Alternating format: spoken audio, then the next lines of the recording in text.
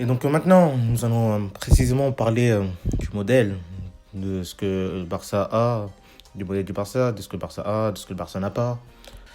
Et donc le Barça actuel, il ressemble très peu, enfin peut-être face à des équipes comme Alaves ou bien Getafe ou Cadiz. En plus, on va affronter Cadiz demain. Bah, il ne manquerait plus que tu n'aies pas l'initiative, que tu ne t'assignes pas au modèle. Bah, quand même, c'est des petites équipes, entre guillemets, Cadiz, Alaves, Osasuna. Et vraiment, il ne manquerait plus que face à ces petites équipes, on n'arrive pas à avoir l'initiative, avoir la possession de balle, mener le jeu au moins dans les trois, enfin minimum, hein, dans les trois quarts du temps du match. Enfin, quand je dis petites équipes, vous comprenez, je ne veux pas leur manquer de respect, mais des équipes comme Alaves, ils n'ont pas l'effectif, ils n'ont pas Messi, ils n'ont pas Griezmann, ils n'ont pas l'économie dont le Barça dispose. Mais quand tu dois montrer que tu es un Barça qui a un vrai modèle, qui a un vrai modèle sportif travaillé, élaboré et qui forcément est visible sur le terrain, parce que là, rapidement, de façon synthétisée, modèle sportif. D'abord, l'idée. Quelle est ton idée? Bah, l'idée, c'est de trouver, chercher, acquérir la victoire à travers la domination, à travers la possession de balle. Et à ce stade, il existe seulement deux manières pour acquérir cette victoire. La première, c'est d'avoir l'initiative, d'aller vers l'attaque, d'aller vers l'avant, avoir la possession de balle, avoir la domination. Et la deuxième, à ce que ça, bah, il y a la contre-attaque, repli défensif et contre-attaque comme l'a toujours fait l'Atlético Madrid Simeone. Et donc les deux sont parfaitement respectables. À part quand tu fais ça et que tu pratiques en même temps du football qui est agressif et violent, parce qu'on a tous vu par exemple des équipes de Bordelas ils sont anti-sportifs et jouent à mettre des coups, coups de pied, coups de poing, et c'est du grand n'importe quoi. Ce jeu-là, bah, selon moi, bah, il n'est pas respectable, c'est pas du fair play, c'est pas du vrai jeu.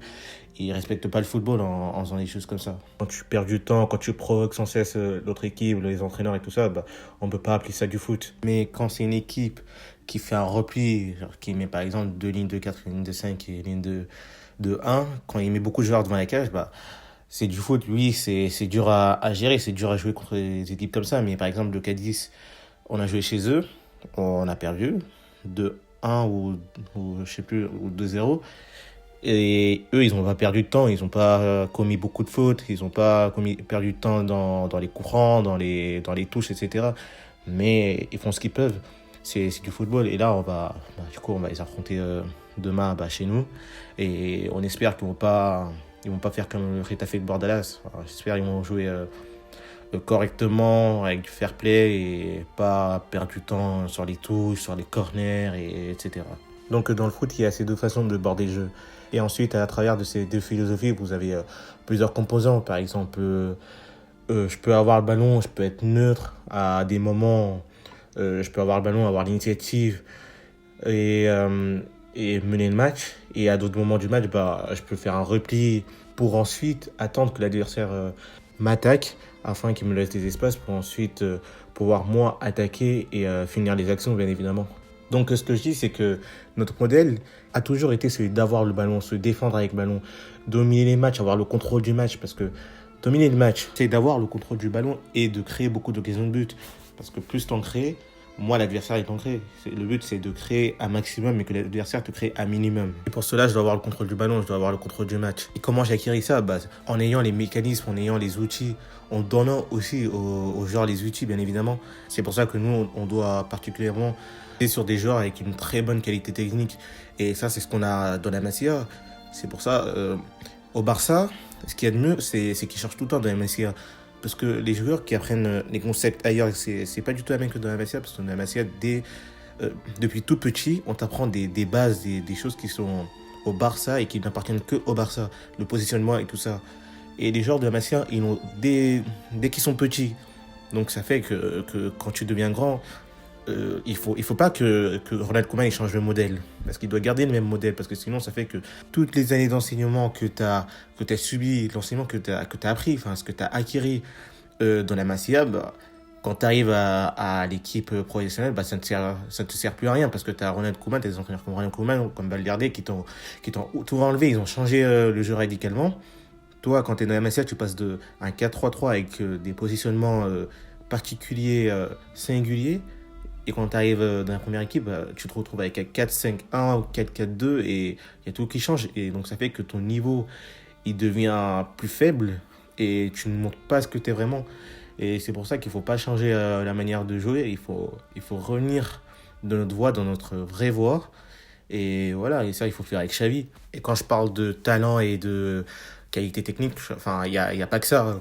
Après, s'ils ont une bonne qualité physique, un bon aspect physique, bah, c'est bien parce que, enfin, je veux pas dire qu'il y ait que des joueurs de 1m69 et du genre Xavi, Iniesta et qui jouent tous pareil. Mais bon, ce qu'il faut, c'est euh, avoir les outils, chercher les outils, chercher les joueurs et en quelque sorte avoir la matière première. Et ensuite, avoir un entraîneur qui sache sortir tout le potentiel de cette matière première en quelque sorte. Est-ce que le Barça actuel a cette matière première? Bah oui, bien sûr qu'il a.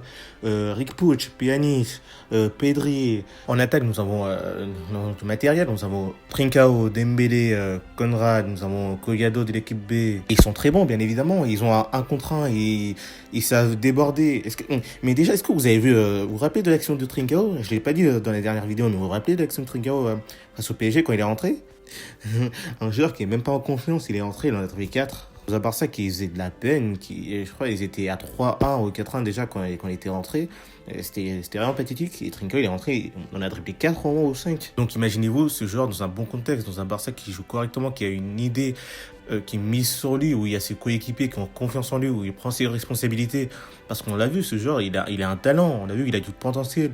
Il a du dribble, il a une bonne frappe, il tire bien, il tire très bien. Il a cette rapidité, il a cette capacité technique, il a le dribble, il a un talent, on le voit directement, on le perçoit. Enfin, ce n'est un secret pour personne. Et donc, ce que je veux dire, c'est que tu as des ailiers habiles, tu as des ailiers qui ont la capacité. C'est vrai, par contre, là, j'avoue que c'est vrai nous n'avons pas de vrai neuf, on n'avait pas un vrai neuf pur, du genre Erling Haaland ou Lewandowski, ou un genre normal. Enfin, il n'y a pas besoin que ça soit un grand neuf, mais voilà, quoi. Tu peux me dire, oui, on a Messi, mais Messi, c'est pas. Enfin, Messi, il a pas un vrai poste, il est pas ailier, il est pas vraiment neuf, parce que Messi, bah, comme vous voyez, quand le Barça est en. Oh, bah, quand le Barça a du mal, vous voyez très bien Messi redescendre. Vous voyez entre les deux défenseurs en tant que 6. Et à des moments, tu peux voir sur le côté Charles Alba, un peu plus dans l'axe ou sur le côté droit. Vous voyez. Et après, nous avons le thème des défenseurs. Mais aussi, faut en finir avec le mensonge, là, comme quoi les défenseurs sont nuls. Vous avez Piqué, il est très très bon. Il a fait un très très bon match.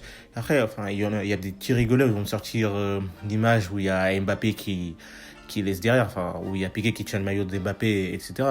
Mais c'est normal quand tu laisses un attaquant comme Mbappé avec de l'espace. Et vous savez comment il court Mbappé, et c'est normal. Mbappé, il est fort en dribble. Il court vite. Et tu laisses passer Piqué 1v1 tout seul avec beaucoup d'espace derrière, avec au moins 40 mètres derrière à courir. Et Piqué, il peut rien faire, Piqué. Parce que c'est normal, Mbappé il court très très vite. Tu laisses Mbappé en 1v1 dans une course avec 40 mètres à parcourir, que ce soit Van Dijk, que ce soit Puyol, Thuram, Maldini, tu ne vas pas l'arrêter. Mbappé il va trop vite, il va très très vite pour toi, tu ne vas pas l'arrêter. Que ce soit Piqué ou n'importe qui, ils ne vont pas l'arrêter. Arrêtez de mentir aux gens, arrêtez de dire que les défenses c'est les nuls, je sais pas quoi, je sais pas quoi. Certes, on s'est pris 8-2, mais quand tu prends 8-2, c'est pas parce que l'anglais est nul. Piqué est nul. Non, c'est le système de défense, c'est comment tu défends, la façon de laquelle tu défends. Quand tu t'es pris 4-1 face au PSG, c'est pas parce que l'anglais il était nul, ou bien parce que Piqué il a été nul, ou parce que Mbappé il a battu Piqué dans une course, c'est parce que déjà de base tu n'as pas bien joué, tu n'as pas eu la domination du match, tu t'es trahi à toi-même, et également parce que la défense, le système de défense, enfin, le système avec lequel tu as essayé de défendre l'attaque du PSG, il n'était pas bon. Mais ce ne sont pas les joueurs en particulier qui étaient mauvais. L'anglais, il n'est pas mauvais. Piqué, il n'est pas mauvais. Certes, l'anglais, cette saison, il ne fait pas la meilleure saison de sa vie, mais il n'est pas mauvais. Donc ce n'est pas un problème de Piqué ou l'anglais. C'est quoi le problème? Le problème, c'est que je ne domine pas le match. Et parce que quand je domine le match, j'ai le ballon et je suis bien positionné, ça déjà de 1. Et l'adversaire il ne peut pas faire mal. C'est parce que j'ai le ballon, c'est moi je me défends avec le ballon. Pour l'autant, ça sera plus difficile pour des joueurs comme Mbappé qui te fassent du mal, enfin, qui te prennent en vitesse, etc. Parce que j'ai le ballon.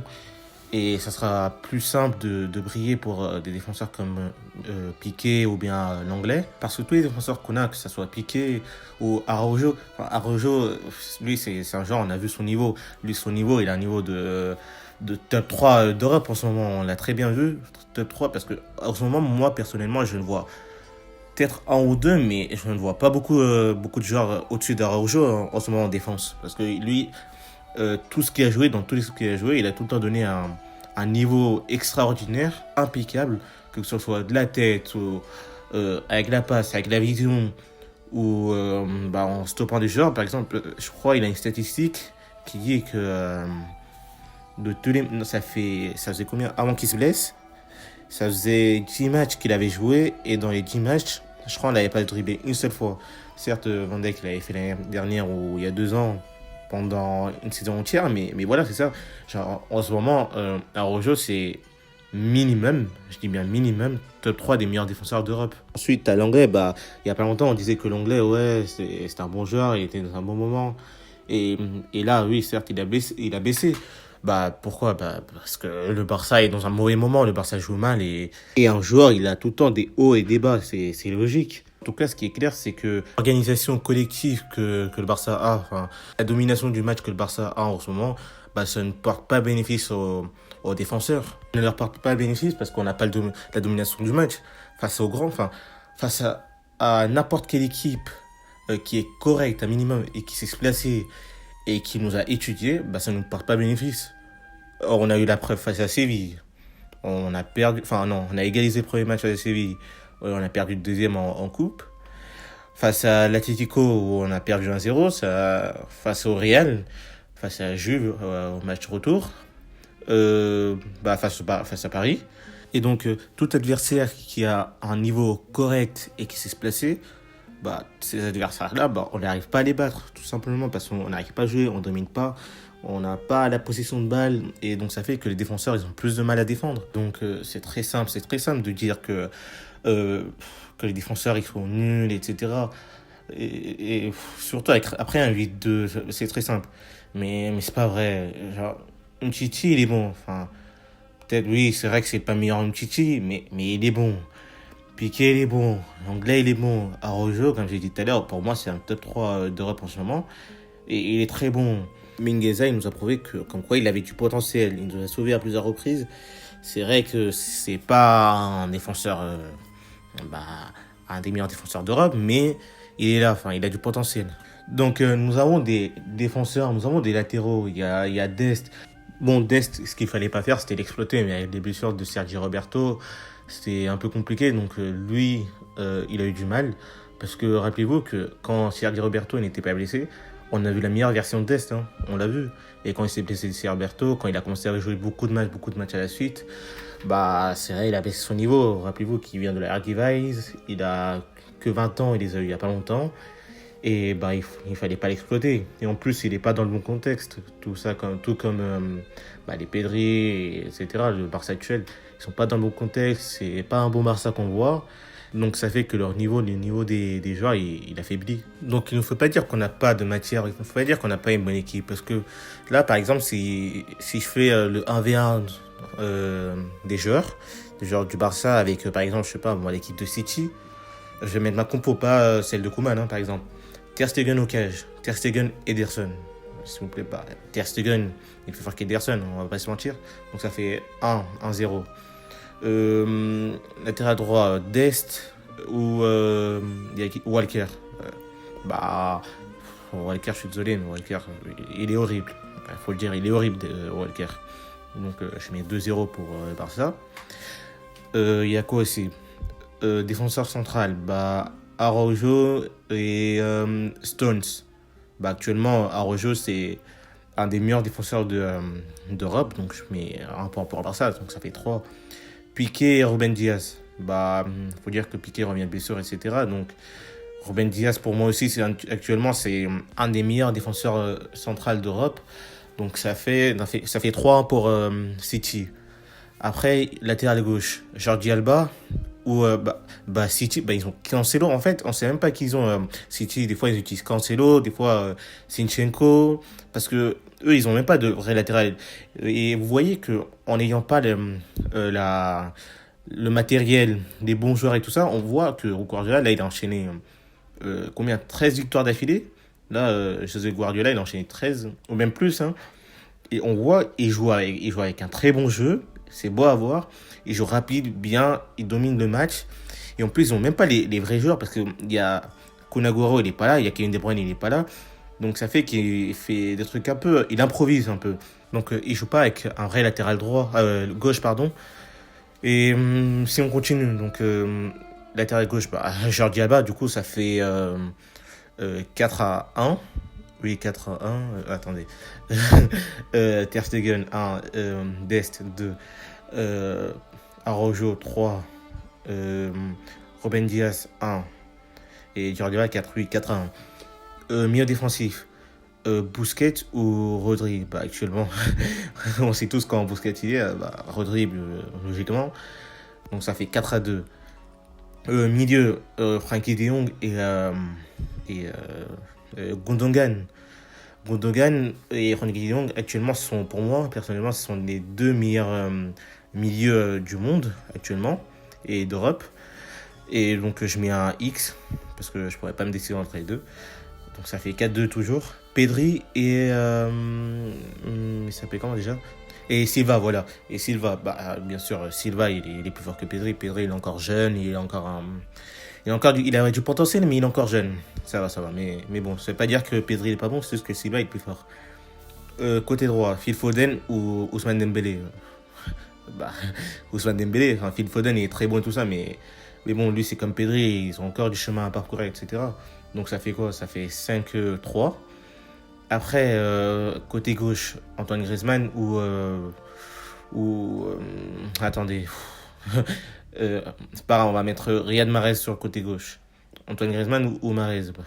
Je vais mettre un X. S'il vous plaît, je vais mettre un X. Parce que Griezmann, un jour il est bon, un jour il est mauvais. Et, lui, c'est un chaos avec Griezmann.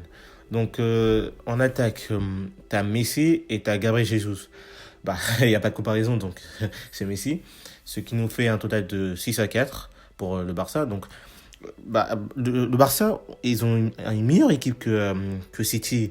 Donc, tu peux pas me dire que toi, t'as pas le matériel, que t'as besoin de Depay, t'as besoin de Wijnaldum, de je sais pas qui pour... Ce n'est pas vrai parce que t'as les outils, t'as les joueurs. Et si tu dis ça, c'est que c'est toi qui ne va pas. Ce ne sont pas les joueurs, c'est toi t'es mauvais, c'est toi t'arrives pas à bien planifier les matchs, etc. Parce que City, ils ont une équipe inférieure, à mon goût, ils ont une équipe inférieure au Barça. Ils jouent même pas avec un vrai latéral gauche, ils jouent même pas avec de vrais milieux et de vrais attaquants parce que Gabriel Jesus, ce n'est pas un vrai neuf à mon goût aussi. Et Phil Foden, ce n'est pas un vrai ailier. Bernardo Silva, ce n'est pas un vrai milieu. T'as Walker. Walker, ce n'est pas un meilleur latéral droit. Donc City, ils ont une équipe bien inférieure à nous. Et vous voyez qu'ils enchaînent les victoires. Ils ont à plus de 13 victoires d'affilée. Et du coup, ça fait que Koeman, il ment. Enfin, si tu dis que t'as pas les joueurs, t'as pas assez de matériel, c'est que c'est faux. C'est pas vrai. Tu mens aux gens. Et c'est pour ça qu'on a besoin de Xavi. Vous direz, ouais, mais t'es solo avec Xavi et tout ça. Mais c'est normal. Nous devons chercher une équipe qui est bien mentalement, qui est bien physiquement et qui est bien tactiquement. Et le Barça, tactiquement, je l'ai dit, ils sont pas bien préparés, ils sont pas bien dirigés. Ils ont un entraîneur qui ne croit pas vraiment à cette manière de jouer. Parce que cet entraîneur qu'on a, il veut gagner à tout prix. Enfin, vous avez vu, je vais pas arrêter de répéter, mais le 4-5-1, la première minute face au PSG, c'est vraiment incroyable. C'est pas possible, on n'a pas le droit de faire ça. Donc, t'as les joueurs pour jouer correctement. T'as beaucoup de joueurs, t'as de bons joueurs. Peut-être t'as pas les joueurs pour gagner le triplé ou le sextuplé, mais t'as les joueurs pour pas te faire humilier en Ligue des Champions, te battre jusqu'à la fin en Liga, pardon, et gagner ou au moins arriver en finale de la Copa.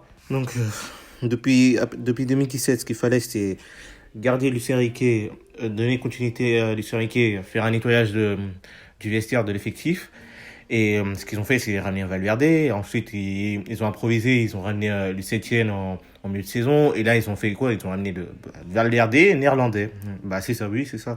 Je suis désolé, mais c'est la vérité, c'est le Valverde néerlandais. Et demain, peut-être, oui, on va voir, ouais, il joue à l'attaque face à Cadiz. Normal, c'est le Cadiz. Si tu veux jouer pas à l'attaque face au Cadiz, je suis désolé, mais dehors, quand même, c'est le Cadiz. Mais pourquoi tu n'as pas mené un jeu offensif face au PSG, ou bien face à la Juventus, ou bien face à l'Athletic Bilbao en finale? Pourquoi t'as pas fait ça? Tu vas nous faire face à Cadiz, ça ne sert à rien. Oui, c'est beau et tout ça, mais il faut le faire au quotidien, il faut le faire tout le temps, il faut le travailler, il faut schématiser. Et tout ça, si on veut le comprendre, bah, c'est bien. Et si on veut pas le comprendre, bah, on aura la presse qui dira, ouais, on gagne plus parce qu'il y a plus Messi. Avant, on gagnait juste parce qu'il y avait Messi. Et aussi, on gagnait parce qu'il y avait Xavi et Iniesta. Et voilà, quoi. Parce que là, Guardiola, il joue parfaitement, il joue correctement, il joue très très bien avec le City parce qu'il y a Xavi, Iniesta et Messi, bien sûr. Bien sûr, c'est juste qu'ils ont échangé leur nom, ils ont mis Gundogan dans leur maillot. Et aussi, l'autre, il a mis Phil Foden au lieu de mettre Iniesta dans son maillot. Ben oui, bien sûr, c'est ce qu'on entend, c'est ce qu'ils disent, hein. C'est ce qu'ils pensent. Soit c'est ça, soit tout d'un coup, ils n'ont pas envie de regarder les matchs de Guardiola. Peut-être, hein, parce que, je sais pas, il y a certains journalistes, ils parlent pas du match de Guardiola face à Liverpool ou bien face à Tottenham ou bien celui d'hier face à Everton, hein, parce que Guardiola, ce qu'il a fait à Everton, c'était vraiment incroyable, hein, c'était magnifique. Quand City ils avaient la balle, Everton ils savaient plus où se placer. Quand la balle elle était à gauche, les Everton ils avaient tout le temps 2 secondes ou 1 seconde de retard. Quand la balle était à gauche, t'avais les joueurs qui partaient à gauche, la balle elle allait directement à droite et donc ça fait que les joueurs ils avaient tout un temps de retard. Et c'est ça qu'on veut au Barça, c'est ça qu'on avait et c'est ça que Guardiola est en train de faire à City. Donc vous pouvez pas dire qu'on n'a pas le matériel, vous pouvez pas dire que ce jeu il est démodé ou quelque chose comme ça. Ce n'est pas une mode. Certes, ce jeu il évolue, mais ce n'est pas une mode, il n'est pas démodé. C'est ce qu'on disait en 2007, c'est vrai, comme quoi ce jeu était démodé. En 2018, pas 2018, pardon, en 2008, Guardiola est arrivé, bah, sextuplé, 2-6 au Bernabeu, et on avait toute l'Europe à nos pieds, et on était peut-être même la meilleure équipe de l'histoire. Et là, on a un entraîneur, bah, il fait quoi? Il te met 2 lignes de 4, et il improvise, il fait que improviser. En plus, il improvise mal, donc, bon, bref. Je vais m'arrêter là, et je sais pas si je me suis bien expliqué, je sais pas si ce que j'ai dit était clair. Mais laissez vos impressions dans les commentaires et à la prochaine.